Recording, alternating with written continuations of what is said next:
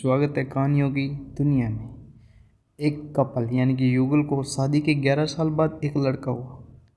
वे बहुत ही प्रेमी कपल थे और उनका लड़का उनकी आंखों का तारा था। एक सुबह जब वह लड़का तकरीबन 2 साल का था, पति ने यानी कि लड़के के पिता एक दवाई की बोतल खुली देखी। उसे काम पर जाने के लिए देरी हो रही थी, इसलिए उसने अपनी पत्नी से उस बोतल को ढक्कन लगाने और अलमारी में रखने का कहा। लड़के की मम्मी रसोई में तल्लीन थी। वो ये बात पूरी तरह से भूल गई थी।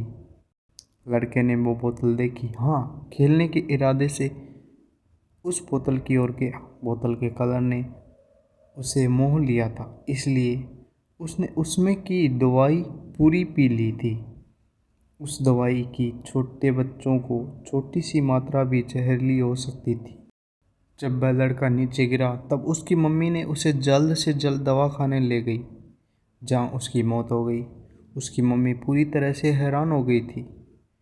वह भयभीत हो गई थी कि कैसे वो अब अपने पति का सामना करेगी।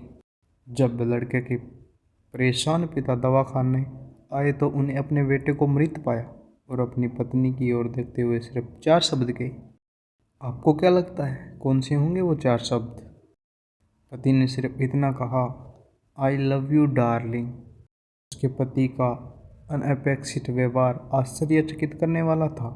उसका लड़का मर चुका था, वो उसे कभी वापस नहीं ला सकता था और वो उसकी पत्नी में भी कोई कसूर नहीं ढूंढ सकता था।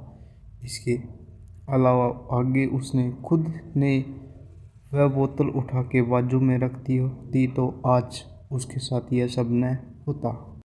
वो किसी पर भी आरोप नहीं लगा सकता था।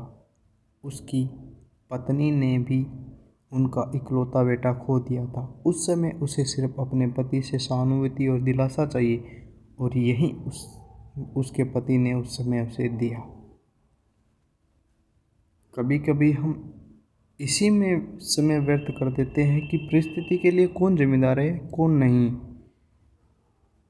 ये सब हमारे आपसी रिश्तों में होता है, जहाँ जॉब करते हैं वहाँ, या जिन लोगों को हम जानते हैं उस सभी के साथ होता है। और परिस्थिति के आवेश में आकर हम अपने रिश्तों को भूल जाते हैं और एक दूसरे का सहारा बनने की बजाय एक दूसरे पर आरोप लगाते हैं। कुछ भी हो जाए, हम उस व्यक्ति को कभी नहीं भूल सकते जिसे हम प्रेम करते हैं। इसलिए जीवन में जो आसान है उसे प्रेम करो। आपके पास अभी जो है उसे जमा करो और अपनी तकलीफ़ों को विचार कर करके बढ़ाने की बजाय उन्हें भूल जाओ। उन सभी चीज़ों का सामना करो जो आपको अभी मुश्किल लगती है या जिनसे आपको डर लगता है। सामना करने के बाद आप देखोगे कि वो चीज़ें उतनी ही मुश्किल नहीं है जितना कि आप पहले सोच रहे थे। हमें परिस्थितियों को समझकर ही लोगों के साथ व्यवहार करना चाहिए और लोगों को कठिन परिस्थितियों में उनका हमदर्द बनना चाहिए। दोस्तों, इस तरह की प्रेरणादायक कहानियाँ पढ़कर हमें काफ़ी कुछ सीखने को मिलता है। आपके लिए और भी अधिक प्रेरणादायक कहानियों का विशाल संग्रह मौजूद है। अगर आपको ये कहानी अच्छी लगी हो तो कमेंट में ज़रूर बताइएगा। Thank you.